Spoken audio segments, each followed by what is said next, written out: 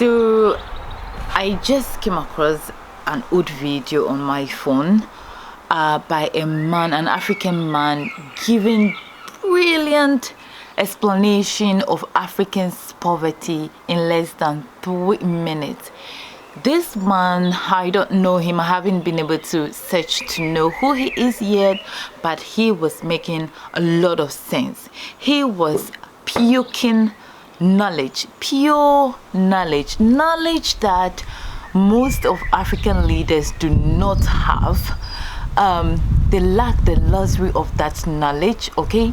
And even if they do have it, because they are painted and soaked and battered in greed in the form of corruption, they will never ever utilize that knowledge in bettering and improving the state of Africans' poverty or states as it is. I'm going to share the video with it. I am not claiming this video by any chance. I don't have any kind of legal copyright to it. I just have it on my phone sent to me by someone, and I think this video does need to reach especially every African, because the truth is all of us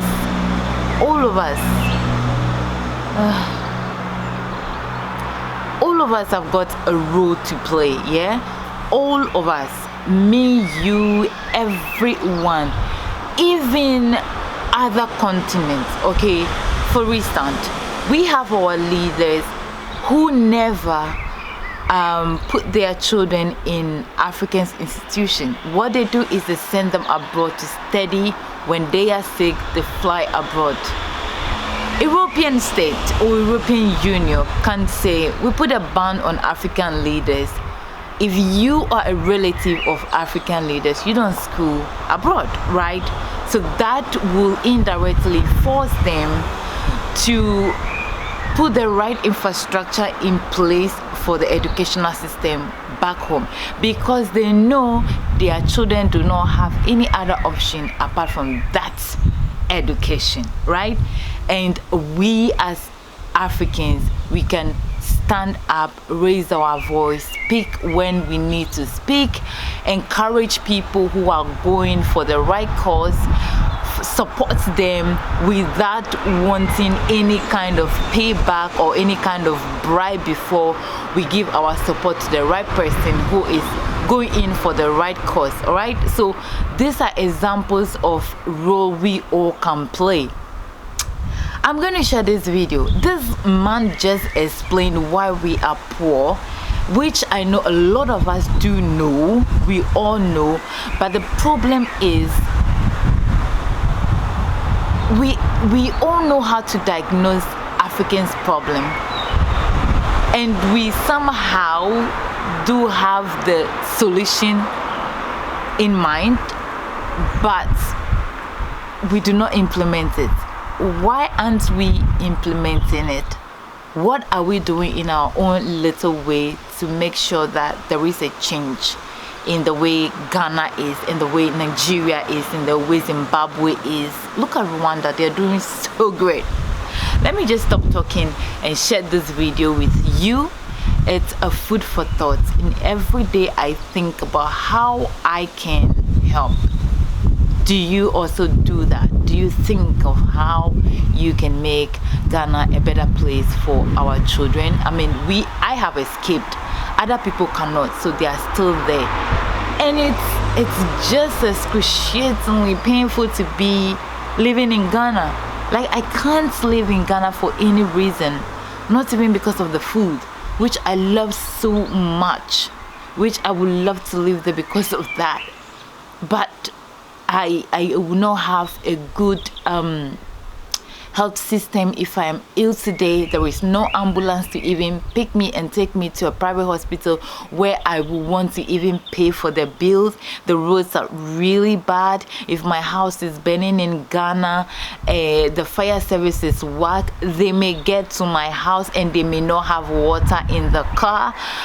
The police, I cannot trust the Ghana police. I cannot go and report a case and they coming or going to arrest the person. I cannot call for emergency and they arriving to rescue me. They might tell me to even call a taxi or provide transportation to go fetch the criminal or the culprit.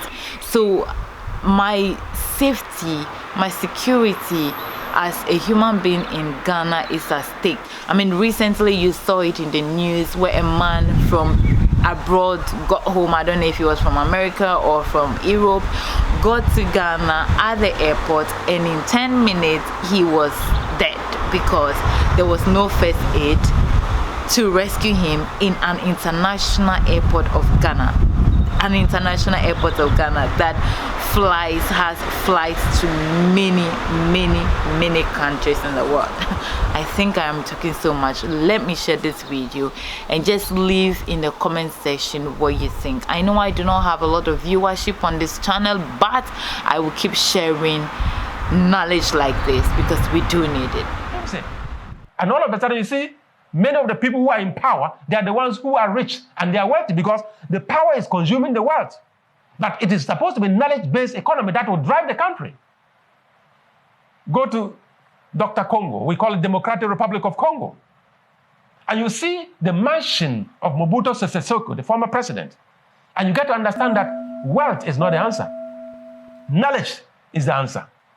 What Africa is doing, walking with the head, as I'm saying, instead of looking for knowledge, relevant knowledge, and by virtue of that, we will become powerful. That was what Dr. Kwame Nkrumah was preaching. And when we are powerful, wealth will be automated. We don't want to go through that. What we are doing today in this continent is we are looking for wealth straight away. And everywhere we go, we are looking for money. And the people out there, they are willing to give us loans. The more loans we collect, the more we impoverish the African continent. The more loans we collect, the more we are saying that our future generation is coming to be born in debt. As I'm standing, I have not gone for any loan. But by virtue of the debt of my country, I am a debtor. By virtue of the debt of my country, I am owing.